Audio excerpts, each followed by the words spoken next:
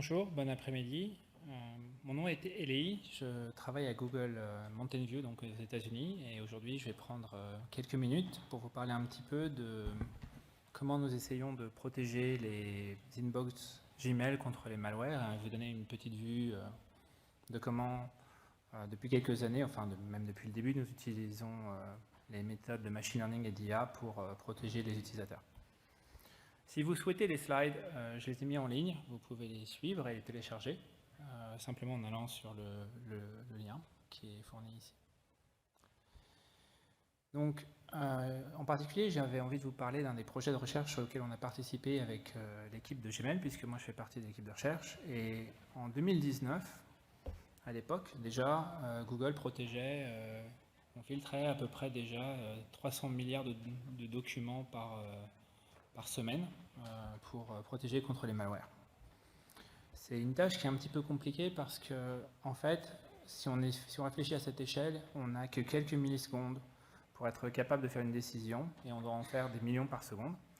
Et donc, ça nous oblige à penser des protections qui sont à un niveau d'échelle et à un niveau de fiabilité qui est relativement élevé. Quand on regarde un petit peu l'analytique à l'époque, en 2019, de ce qui se passait, on s'est aperçu que la majorité des malwares qui targetaient nos utilisateurs étaient majoritairement des documents Office. Et les PDF étaient, à l'époque, et ça sera important plus tard, une toute petite fraction.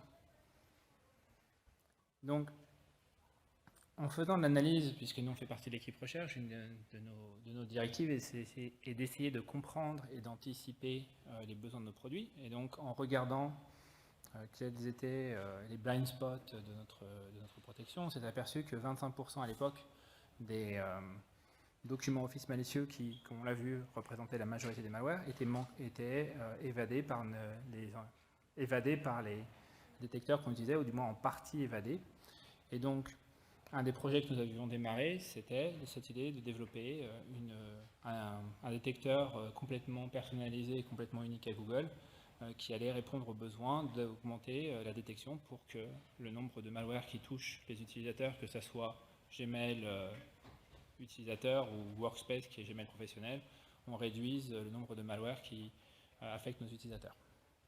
Donc aujourd'hui, ce que j'ai envie de faire, c'est de vous parler rapidement de pourquoi est-ce que c'est difficile de faire ça, comment est-ce que notre système de détection de malware marche, qu'est-ce qu'on a fait qu'est-ce que ce nouveau scanner et comment est-ce qu'il marche. Peut-être si on a un peu de temps, en 30 minutes, je ne sais pas si on avait à en faire beaucoup, mais parler un petit peu de qu'est-ce qui s'est passé et quelles sont des war stories, et finalement parler un petit peu de, avec tous les changements qui se passent, où est-ce que ça va, ce genre de choses. Donc, pourquoi est-ce que c'est si difficile de détecter des documents? Si on prend le parallèle avec de l'application de l'IA à la détection ou à la perception d'images, la perception des images est relativement stable. Si vous prenez un chat, à moins qu'on ait un hiver nucléaire, le chat est à peu près la même tête que ça soit 2500 ans avant l'ère commune ou à l'heure actuelle. Si on fait ça et on compare avec les malwares qu'aujourd'hui on est obligé de détecter pour Gmail, on a à peu près 63% des documents que l'on scanne par jour qui sont différents. Différents, ça ne veut pas dire qu'ils sont complètement des nouvelles familles d'attaques, mais ça veut dire qu'il y a des variations suffisantes pour qu'on considère que ce ne sont pas exactement les mêmes. Le problème de ça, c'est que ça crée une instabilité. Pour ceux qui font de l'IA, c'est problématique parce que quand vous vous entraînez, on a tendance à aimer avoir un dataset ou un jeu d'entraînement qui est relativement stable et représentatif des fichiers détectés. C'est complètement impossible à notre échelle puisque, comme je vous le dis, plus de la moitié tous les jours change. Donc, il y a des problèmes de généralisation qui font que c'est difficile. Un autre problème que les gens n'est pas forcément très connu, c'est que le nombre de malwares qu'on bloque par jour n'est pas un nombre constant. C'est un nombre qui en fait a une énorme variabilité. On peut voir entre 3 fois plus de documents malware un jour d'un autre. C'est un exemple réel d'un nos graphes de production. Vous pouvez voir que le nombre n'arrête pas d'osciller et c'est à peu près ce qu'on a à faire. Donc certains jours les acteurs sont très actifs, certains jours ne le sont pas. Un exemple que j'aime bien montrer, qui est un peu vieux mais qui est exactement représentatif de ce qui se passait. Loki, qui était un ransomware, était distribué par un botnet qui a été takedown depuis, qui s'appelait Necure. Et en 2016, on avait certains jours 100 millions de documents qui arrivaient par Necure. Puis, Je ne sais pas ce qui se passait, soit ils partaient en week-end, ça arrivait souvent, c'est-à-dire qu'il n'y avait jamais d'attaque le samedi et le dimanche, soit ils décidaient de faire une nouvelle variation, et pendant 3-4 jours on ne voyait personne, et puis on envoyait un 100 millions. Et ça, c'est un pattern très commun. Celui-là, il est facile, on était très, très efficace à isoler l'acteur, donc ça vous donne une idée de 0 à 100 millions. Et donc ça arrive, ça repart, ça arrive et ça repart. Donc c'est pas un processus steady, il n'y a pas de manière d'améliorer le processus et de graduellement protéger et utiliser l'IA de manière graduelle comme ça peut se faire avec la vision ou ce genre de choses qui maintient les choses. On est obligé d'avoir des techniques d'entraînement qui sont un peu différentes. Donc fondamentalement, oui, la question c'est très bien, les documents ça change beaucoup, très bien, les documents ça arrive par pic, mais pourquoi est-ce que c'est si difficile? La raison c'est que la majorité des documents qu'on a classifiés sont obfusqués. Et l'obfuscation fait qu'en fait, avec toutes les techniques qui sont utilisées et la flexibilité donnée par les langages de script comme VBA, fait que les attaqueurs ont une énorme marge ou énormément d'options pour rendre les documents différents. Voilà un exemple de document qu'on pourrait classifier. En fait, c'est un document VBA classique qui était utilisé par Imhotep, qui était un des gros botnets à l'époque. Et ce qu'il faut retenir, c'est qu'en gros, le violet, c'est la fonction de téléchargement qui est obfusquée avec des nombres, de l'arithmétique, etc. Au milieu, ils essaient d'obfusquer la fonction en elle-même, les fonctions name. Et en bas, vous avez littéralement des tonnes et des tonnes de code qui ne fait rien. C'est du code mort qui en fait est entièrement utilisé pour essayer de changer la déviation statistique pour empêcher que le machine learning ne détecte pas le document. Et ça, c'est des choses qu'on retrouve dans tous les types de documents qui sont à classifier. Un exemple rapidement, pour les fichiers Excel, un des TTP, donc tout le technique et protocole, c'est qu'ils adorent mettre une partie du code dans les cellules de la feuille Excel.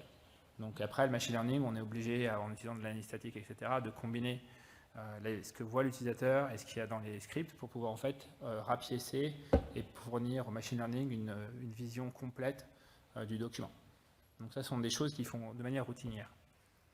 Alors la question qu'on peut se poser, c'est aussi pourquoi est-ce qu'on prend autant d'énergie à essayer de détecter des documents alors que fondamentalement un malware c'est un binaire et que ça c'est uniquement le précurseur du malware. La réponse est parce que Gmail, depuis sa création, n'autorise pas les exécutables. Donc la seule chose que nous, on voit en tant que Gmail, utilisateur Gmail, ce sont les précurseurs qui sont les documents, les scripts PowerShell, les archives, ce que vous voulez. Et on est obligé de faire la décision sur ça, puisque derrière ça, après ça se passe sur PC utilisateur, et nous, on n'a pas de visibilité là-dessus. Donc on est obligé de se spécialiser dans les documents. Ça explique aussi pourquoi ce genre de technologie est unique, je ne sais pas si c'est unique, mais du moins, et pas forcément aussi développé que les détecteurs de malware en termes de binaire. C'est parce que nous n'avons pas autre chose. Et le fait que Gmail interdise les exécutables a créé tout un écosystème de black market où on a des tonnes et des tonnes d'acteurs qui vont vous vendre des techniques d'évasion fully undetectable document pour targeter Gmail et les autres fournisseurs de mail. Et on a de 400 à 500 €, ils vont utiliser différentes techniques d'encryption ou alors d'obfuscation, etc. Et il y en a un paquet, ce sont des exemples classiques que j'ai mis là pour vous montrer ça.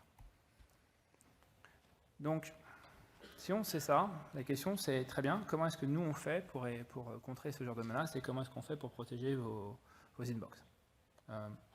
Juste à titre de curiosité, qui entre vous a une utilisation de Gmail, que ce soit professionnelle ou personnelle? Parce que j'ai dit vos inbox, mais ok, à peu près tout le monde. Ok, donc vos inbox, ça va être bien. Donc vos inbox, comment est-ce qu'on fait pour empêcher que ce genre de malware touche vos inbox? Bon, alors l'idée simple, c'est qu'on a au départ quelque chose qu'on appelle une policy engine. La policy engine, ce que ça fait, c'est ça analyse le document et ça décide si c'est compatible avec le type de fichier qu'on autorise. Un exemple, c'est qu'on n'autorise pas les exécutables, mais depuis 2017, on interdit aussi les JavaScript. On a fait une étude d'analyse et on s'est aperçu que l'utilisation de fichiers JavaScript par les utilisateurs normaux était extrêmement minimale. Donc on ne peut plus attacher un JavaScript à Gmail directement parce qu'il n'y a pas d'utilisation bénigne et c'était extrêmement exploité, notamment par Nicure. Une fois qu'on a fait ça, on a un fan-out. En gros, on va passer le document sur plusieurs scanners, donc plusieurs détecteurs qui ont des configurations et des propriétés différentes. Et chacune de ces décisions-là va passer à ce qu'on appelle notre decision engine. C'est une forme d'ensemble learning, si vous voulez, qui va permettre de combiner les différents documents. Et on va utiliser ça pour décider, en fonction de tous les scanners, si on doit ou si on ne doit pas délivrer le document dans votre inbox. Donc ça, c'est la technique de base de comment ça marche derrière. Donc on a une technique qui combine à la fois de la policy, des engines pour scanner très rapidement les documents et un peu d'ensemble learning. Maintenant, une des questions qu'on peut se poser, c'est très bien, ça marche très bien à l'échelle, à haute échelle, mais qu'est-ce qu'on fait quand on sait qu'on a des gens qui sont à risque d'attaque, donc state sponsor attack, qui sont beaucoup plus évolués? La réponse est qu'on a aussi dans certains cas la possibilité, et pour des raisons et des critères spécifiques, d'envoyer ces documents dans ce qu'on appelle des sandbox, donc des chambres de détonation, je crois en français, qui permettent de faire détonner les documents et d'analyser de manière plus fine. Le problème de ça, c'est, comme je le disais, à 300 milliards de documents plusieurs centaines de milliards de documents par semaine, c'est pas quelque chose qu'on peut faire pour tout, donc on est obligé d'être extrêmement sélectif, et on a un ensemble de systèmes pour décider ce qui doit y aller ou pas. C'est pour faire la meilleure décision possible. Donc, sachant que ça marche comme ça, qu'est-ce qu'on a essayé de faire? Alors, si on prend la version opportunité et coût de ce qu'on essaie de faire, nous, le diagramme sur lequel on était parti, c'est qu'on considère qu'on classifie les malwares en 3 types. On a ce qu'on appelle les bulk malware, qui sont tout ce qui est généré par le marché noir, les obfuscateurs classiques, on connaît. On a les gens qui font des choses un peu plus à la main et qui sont un peu plus avancés, un petit peu comme Emotep ou le Necure, etc.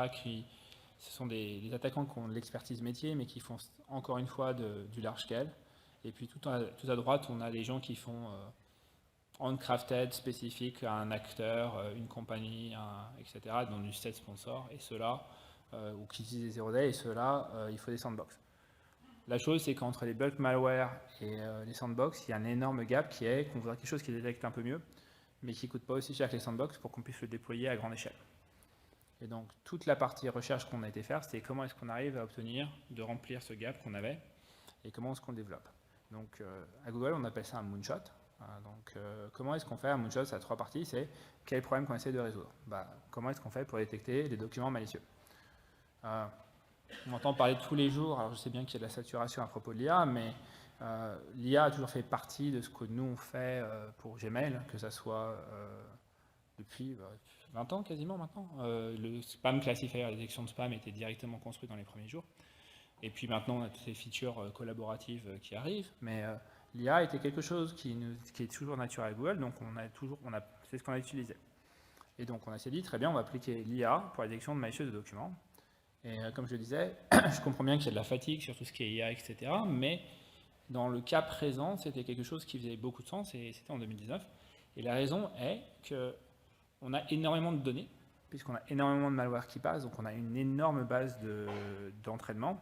C'est un problème qui a énormément de structure, parce que le texte, on sait que c'est différent, on peut entraîner des modèles qui comprennent le texte, et deuxièmement, il y a énormément de structure entre ces malwares, ces pas malwares, donc on a une bonne idée. Et il y a eu on avait déjà pas mal de succès sur les technologies de compréhension des scripts pour la code completion, etc. Pensez un petit peu GitHub Copilot, pour aller donner un exemple, ou le machine learning, ça marcherait très bien pour comprendre le code. Donc il y avait un existant. La chose qui est différente de comment on approche ça, et c'est pas forcément quelque chose de classique, c'est qu'on n'a pas du tout cherché à remplacer les techniques existantes, on a cherché à entraîner des modèles qui complémentent les techniques existantes. C'est-à-dire qu'en fait, notre métrique de succès, c'est pas combien on en détecte, la question c'est combien on en détecte qui n'est pas détecté par les autres techniques qu'on a déjà en place. Le but, c'est pas d'enlever quelque chose, c'est de rajouter. Et donc, ça change le type d'entraînement qu'on a, ça change les datasets qu'on utilise, parce que notre but, c'est de complémenter. Et c'est une grande des raisons pour laquelle le système marche. Et donc, en combinant ces 3 choses, on a ce qu'on appelle Google Moonshot, qui était, on va faire un document scanner qui devrait faire ça. En pratique, comment ça marche? Bon, alors, on a les documents. On a un système d'analyse qui est en C++, qui est en fait open source, qui s'appelle Maldoka, qu'on a réalisé en même temps que le projet, parce qu'on essaie de redonner à la communauté. Et ce système, qu'est-ce qu'il fait? Il parse le document, il va extraire des features sur le document, que ce soit le document lui-même ou qui va extraire les macros et qui va extraire des features de ça. Et ça va être filé au machine learning. En même temps, on rajoute aussi un ensemble d'analyses de tout ce qui est macro. Parce que tout ce qui est macro, tout ce qui est VBA, XDiv, etc., donc le langage de script est aussi passé au machine learning. Et ça, on a aussi un système de représentation d'AST, etc. Et donc en fait, on a à la fois ce qu'est le document et à la fois ce qu'est le langage de script, et on combine le tout. Et c'est cet ensemble de features qui est passé au machine learning pour pouvoir comprendre ce que fait le document et si le document est malicieux. En pratique, quand on l'a intégré dans le système, ce que ça fait, c'est qu'on a rajouté un scanner en plus sur le système, puisqu'on utilisait déjà de décision d'ensemble. Et le scanner, bon, j'ai mis un petit icône TensorFlow parce qu'effectivement, c'est réalisé avec du TensorFlow classique, qui est notre plateforme d'IA. Et donc, maintenant, quand on l'a lancé, en fait, on l'a lancé en étant un des scanners. Encore une fois, l'idée, c'était pas de remplacer le système qui marche très bien, c'était de l'améliorer. Maintenant, il y a beaucoup de talks en IA qui vous disent on va utiliser l'IA pour ci, l'IA pour ça.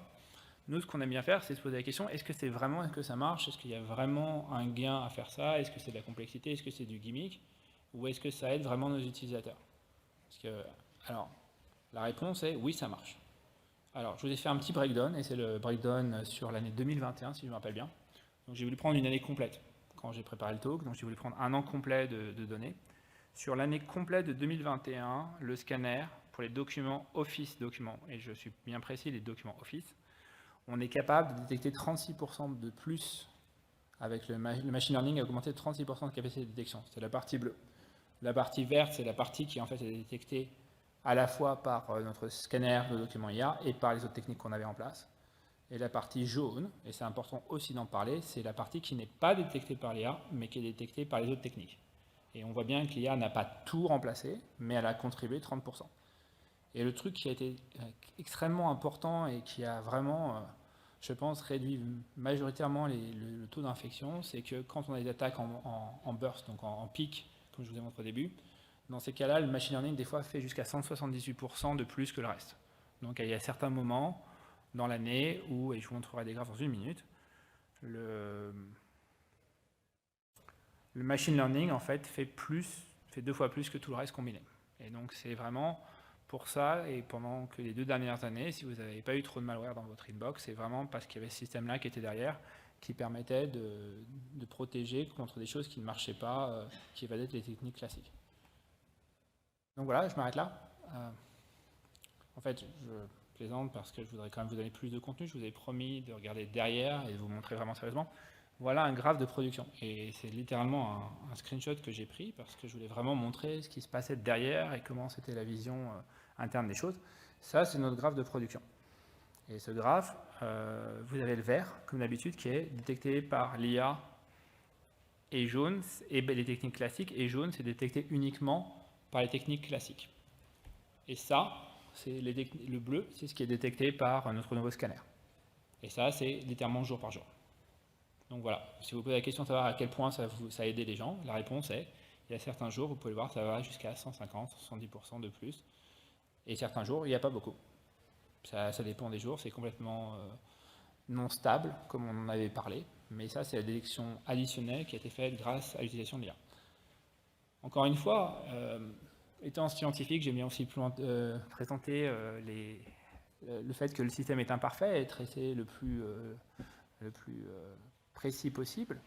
Et vous voyez bien qu'il y a eu 4 ou 5 fois dans l'année, c'est les barres jaunes que j'ai mis en avant ici, où le système n'a pas été capable de détecter certaines campagnes d'attaque. Parce que pour certaines raisons, comme j'ai dit, le profil du machine learning, c'est que ça doit apprendre sur l'exemple passé. Et quand on n'est pas capable de forcer la généralisation correctement et anticiper ce qui se passe, le machine learning parfois n'est pas capable de le faire. Et dans ces cas-là, ce sont les autres les autres scanners de détection qui vont prendre le relais.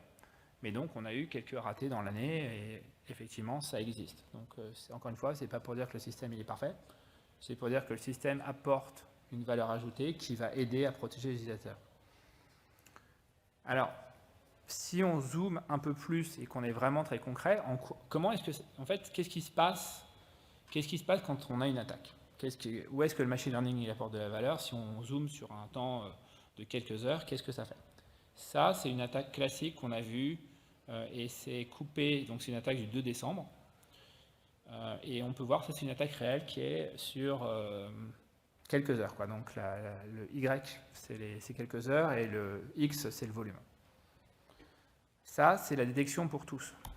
Dans ce cas-là, le machine learning, ce qui a permis de faire le machine learning, c'est que le machine learning a détecté en avance de phase l'attaque et à bloquer les choses avant que les autres techniques qui sont basées par exemple sur des signatures aient été capables de prendre le relais. Donc on voit qu'à un moment, le machine learning détecte en avance de phase, après les techniques classiques arrivent à la même qualité et à la fin l'attaque subsime. C'est très important parce que par exemple, je sais que beaucoup d'analystes utilisent VirusTotal, etc. Le temps qu'il y a entre l'attaque qui est vue par Gmail et ça arrive dans VirusTotal, c'est plusieurs heures. Donc ça, c'est des attaques qu'on n'aura pas dans aucune détection parce que le temps que ça arrive aux vendeurs d'antivirus, etc., pour nous, elle est déjà passée. Donc c'est un des points importants de pourquoi ça marche bien. Une autre vue de la chose, donc ça c'est une autre attaque, et là je vous montre une attaque Excel. C'était Binforge, je crois. Dans ce cas-là, ce qui peut se passer, c'est qu'il y a des variantes, parce qu'en fait, ce qu'ils font, c'est qu'ils varient chaque document. Il y a des variantes qui échappent les signatures ou échappent les heuristiques des autres scanners. Et l'IA, parce qu'elle a des capacités de généraliser un peu plus importantes, est capable de détecter plus. Donc en fait, on a deux cas très importants. C'est en avance de phase, parce que les autres engines n'auront pas eu le temps de réagir, ou en complément, ça détecte plus en capacité d'extrapolation. Et c'est vraiment les deux endroits où le scanner marche très très bien. Donc, je ne vais pas refaire les takeaways, mais en gros, c'est vraiment important de se rendre compte que c'est pas le succès de cette technologie, elle vient du fait qu'elle a été designée pour marcher avec le système et pour l'améliorer, et pas nécessairement pour le remplacer. Il y a beaucoup de discussions sur comment l'IA va tout remplacer. Dans ce cas présent et dans pas mal de cas qu'on a du moins en sécurité, l'IA c'est plus quelque chose qui va améliorer, qui va résoudre des sous-problèmes, qui va permettre d'aider à être plus consistant, à réduire le risque pour les utilisateurs et à complémenter des systèmes existants. On ne pense pas que ça remplacera les autres techniques, on pense que ça va nous aider à faire mieux.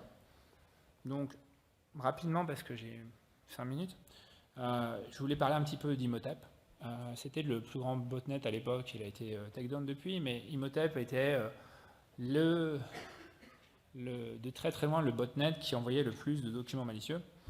Il y a un très très bon résumé de ça qui est par i7, si je ne me trompe pas, par Unit 42, qui a fait un très très bel timeline, donc c'est pas un autre, mais ils ont fait une très très belle timeline. Et on a eu Imhotep qui est arrivé et qui est utilisé par Trickbot, et on voit le nombre de différentes campagnes. Ce qui est intéressant pour nous, c'est que dans cette campagne, il y a ce moment au milieu où il y a le document qui est là. Et nous, si on arrive à bloquer ça, tout ce qui arrive après, tout ce qui est l'exécution de macro, tout ce qui est le téléchargement de PowerShell et tout ça, ça n'arrive pas à nos utilisateurs. Et c'est pour ça qu'on est en fait en amont, et plus on est capable de réduire le nombre de malware qui arrive chez les utilisateurs, plus on est capable en fait d'absorber la majorité de ce qui target les utilisateurs. Donc en fait, quand les gens, des fois, ont l'impression que les botnets sont moins actifs, c'est aussi peut-être parce que les fournisseurs de mails sont capables d'absorber l'ensemble de la campagne, et en fait, la campagne n'est pas successful. Ça ne veut pas dire nécessairement qu'ils ne sont pas actifs, et c'est un biais d'observation. Quand les gens observent ce qui arrive après l'email, ils ne se rendent pas compte qu'en amont, on peut voir, comme je le disais, jusqu'à 100 millions de mails qui ont été bloqués. Voilà un exemple de campagne qui a été complètement shutdownée par Gmail. Et on voit l'idée du scanner, et là le scanner à l'époque a fait, je ne sais plus, 400% de détection supplémentaire, le bleu. C'était juste pour vous donner une idée. Vert, c'était ce qui a été détecté par les autres, et bleu, c'est ce que nous on était capable de faire avec l'IA. Et ça a complètement bloqué une campagne qui a duré 3 jours. Et pendant 3 jours, ça a été un coup de tonnerre terrible. Et l'IA est basiquement bloqué tout ça. Ça, j'en ai parlé, je ne vais pas passer. Et donc après, effectivement, Imhotep a été mis hors service par Europol en collaboration avec pas mal d'industries. Mais il est revenu en 2021 et leur idée, c'était de passer sur Excel. Et Excel, ils ont trouvé un truc incroyable, c'est qu'il y avait encore un format fichier de chez Microsoft qui est supporté depuis 30 ans. Et donc on est recommencé en 2021, même principe. Cette fois, c'est plus des documents Word, c'est des documents Excel. Et on en revient toujours aux mêmes idées où ils changent des tonnes de choses. Encore une fois, ça c'est vBulletin qui a publié la présentation il y a quelques années. J'ai mis le lien si vous voulez la voir, mais ils ont fait une très très bon timeline, beaucoup mieux que ce que je pourrais faire, donc je leur ai dit que je leur empruntais. Et c'était le même problème, c'est-à-dire qu'en gros, ils vont cacher, à cette époque-là, ce qu'ils faisaient qui était très très difficile à détecter, c'est qu'ils cachaient une partie du code dans les spreadsheets, donc dans la sheet Excel, et après ils registraient les API, ils allaient la chercher et l'exécuter, et c'était très très difficile de relier l'ensemble des choses.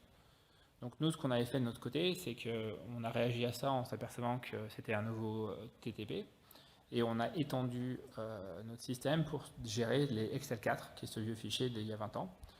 Et même principe, ça c'est une attaque où on avait eu 300 000 fichiers Excel en janvier, et tout a été bloqué majoritairement par l'IA. Donc ça, c'est pour montrer qu'en fait, la capacité de l'IA généralisée est relativement importante, mais c'est aussi une technique qui n'est pas uniquement liée aux documents Office, et c'est pas pour dire que les documents Office sont mal, c'est juste pour dire que c'était à l'époque notre première source de malware, donc on s'est concentré là-dessus.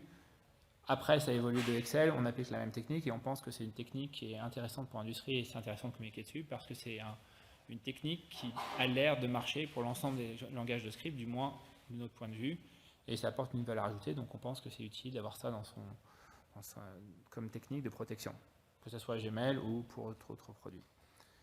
Maintenant, si on regarde un petit peu, on revient un peu plus à l'heure actuelle, en 2023, qu'est-ce qu'on observe et qu'est-ce qu'on pense qui a changé? Il y a deux choses qui, de notre point de vue, ont changé. La première, c'est que du fait de la non-efficacité des techniques à base de malware et de non-efficacité des techniques à base de macro, le PDF et le social engineering est redevenu l'attaque numéro 1. Et la deuxième chose, c'est qu'en raison des exigences ou des attentes du moins en privacy et des régulations, on est en train de passer sur un mode hybride client-serveur et ça pose des difficultés pour offrir le même niveau de sécurité. Donc rapidement, pourquoi est-ce qu'on pense qu'aujourd'hui les documents de phishing c'est les plus utilisés pour attaquer les utilisateurs? On pense que, nous on avait fait un très très bon boulot depuis 2 ans, enfin on a fait le meilleur boulot qu'on pouvait du moins, pour bloquer les documents, et d'autre part, Microsoft a décidé d'arrêter de faire les macros, ou du moins ça a l'air que cette fois ils sont décidés pour une bonne fois pour toutes, donc ça pousse les attaquants à se pencher sur des techniques alternatives. Encore une fois, voilà un document, un graphique qui est fait basé sur, depuis 2021 jusqu'à 2022, de nous ce qu'on voit en télémétrie. Donc ça c'est la télémétrie Gmail. Je sais qu'il y a beaucoup de gens qui aiment bien quand on leur montre la télémétrie qu'on a, donc voilà notre télémétrie. Ça c'est les documents malicieux. On a vu au cours de 2021 complètement une récession des documents Office. On a vu pendant un moment ces fichiers Excel 4, et ce qu'on voit depuis, c'est une augmentation massive des documents PDF qui a l'air d'avoir où la communauté, notre communauté de sécurité, n'a pas le même niveau de tooling, le même niveau de compréhension qu'avant. C'est des choses qui sont beaucoup plus compliquées parce que ça contient des images, ça contient du texte, ça contient des tonnes de choses qui sont d'ingénierie sociale, c'est beaucoup plus difficile. Et ça a l'air d'être le nouveau vecteur principal, et c'est là où, du moins nous concentrons en partie pour essayer de mitiger ça. L'autre trend qui est importante dans la dernière minute qui reste, c'est de parler un petit peu du fait qu'il y a de plus en plus de demandes de privacy, il y a de plus en plus de régulations à travers le monde. Voilà une charte qui montre qu'il y a des régulations qui sont autour des données partout dans le monde, en particulier en Europe. Et une des manières dont Google et Workspace proposent d'aborder ça, c'est d'utiliser la end-to-end encryption, client-side encryption, qui vous permet d'encrypter vos mails end-to-end ou d'encrypter Drive de manière end-to-end. Et donc, dans ce contexte-là, Google n'a plus la capacité de scanner pour de la sécurité, tout simplement parce qu'on ne voit absolument rien, puisque tout est encrypté de end-to-end. Donc on a réalisé Gmail end-to-end et Calendar end-to-end encrypté il y a quelques semaines, du moins pour les Workspace, et ça follow qu'on avait fait il y a quelques mois Drive. Donc maintenant on a quasiment toute la suite de produits Workspace qui est encrypté end-to-end si vous le souhaitez.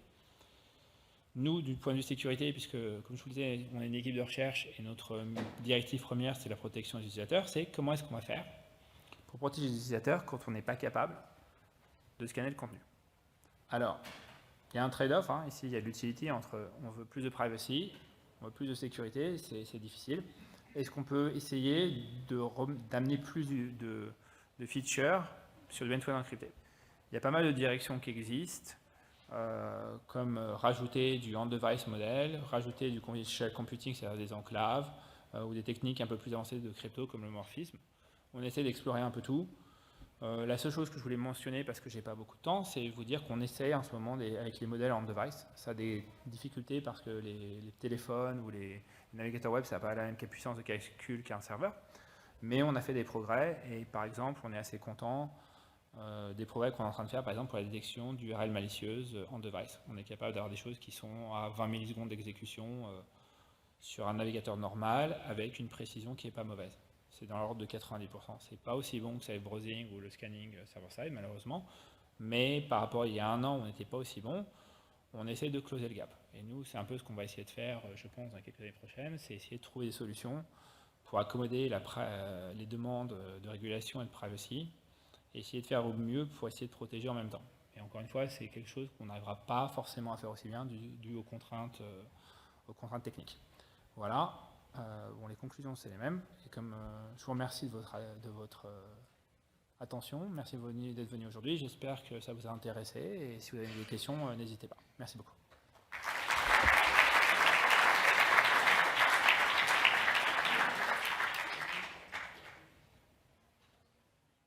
Oui.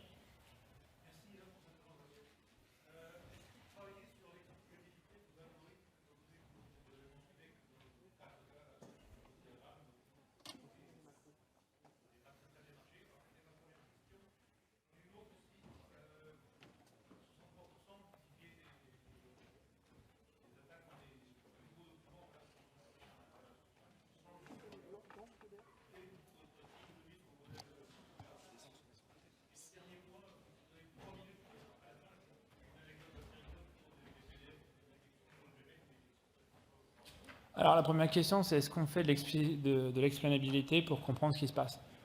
On fait du debugging, on essaie de rejouer ce qui se passe, et on essaie de comprendre ce qui se passe, oui. Les techniques d'explainabilité d'IA, c'est pas forcément... on essaye un petit peu, c'est pas forcément... Des fois ça marche, des fois ça marche pas, on essaie de faire notre mieux. Je crois que la deuxième partie de la question, c'est les documents de Gmail, ça change énormément. Et comment est-ce qu'on fait pour les techniques? Comment on fait pour adapter nos techniques d'entraînement pour ça? C'est bien ça la question? La réponse est c'est difficile. C'est extrêmement propriétaire et on a passé énormément de temps à trouver, c'est pas des techniques classiques. Et ça fait partie des choses qu'on fait dont on ne parle pas trop parce que ça mettrait en danger le système et donc c'est pas des techniques classiques. Mais oui, on est obligé de faire des choses un peu spécifiques parce que effectivement notre données changent en permanence. Voilà, désolé, je ne peux pas vous répondre plus que ça. Je vous en prie.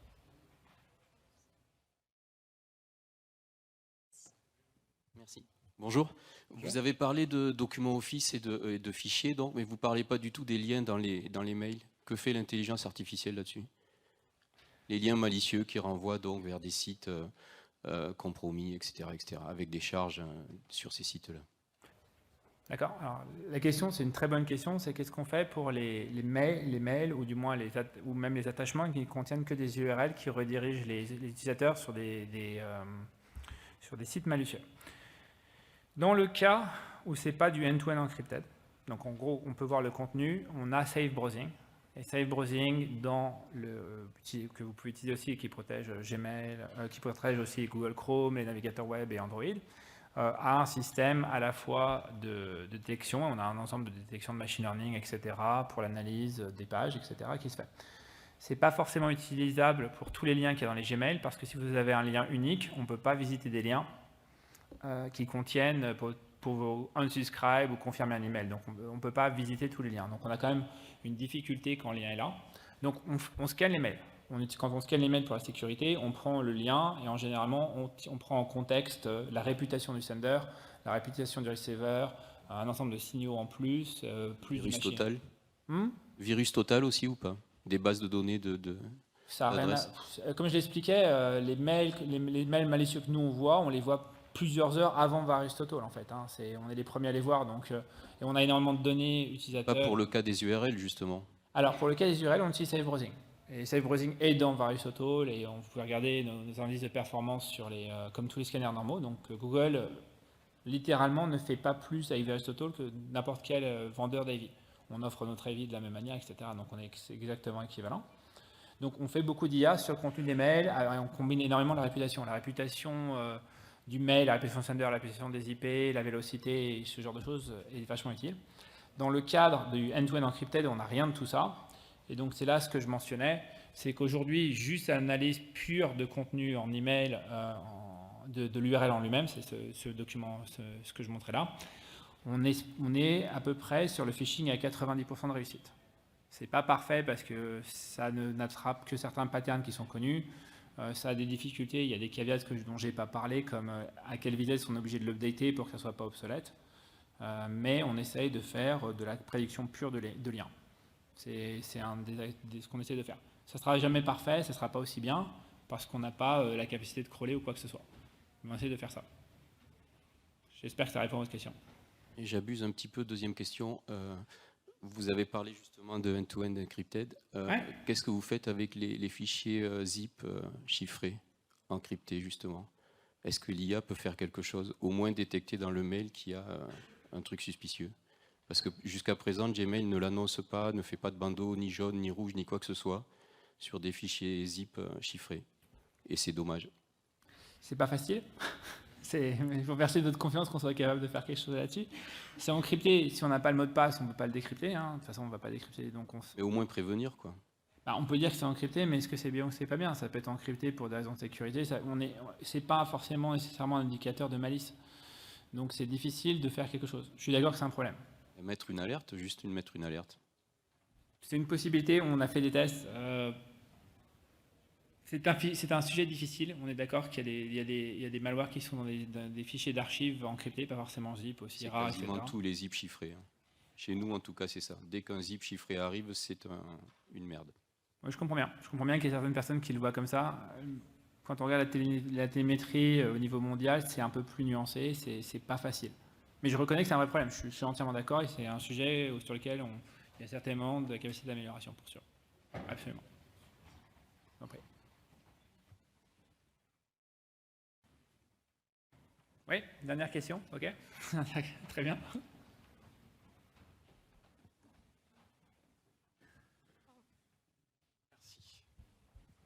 Bonjour, merci déjà.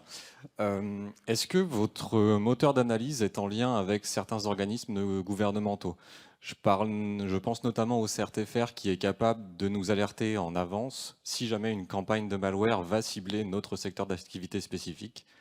Est-ce que vous contribuez à donner ces informations-là ou est-ce que vous récupérez ces informations-là pour entraîner vos propres moteurs? Non. Ou vous êtes complètement La réponse est très claire, c'est non. Pour une raison très simple, c'est qu'on scanne les données utilisateurs ne seront pas partagées avec personne, donc la réponse est non. Tout simplement, c'est simple et net, les données Gmail, c'est non. Il n'y a même aucune ambiguïté, c'est juste non. Voilà. Les données personnelles, c'est pour les utilisateurs. Après, les données qui vont dans VirusTotal, qui sont des données partagées par l'utilisateur en eux-mêmes, et eux, ils font ce qu'ils veulent, mais nous, non. Et on ne peut pas. Et c'est pas possible. Voilà. Celle-là, elle est simple. Ça, c'était la question la plus simple. Super. Merci beaucoup, en tout cas.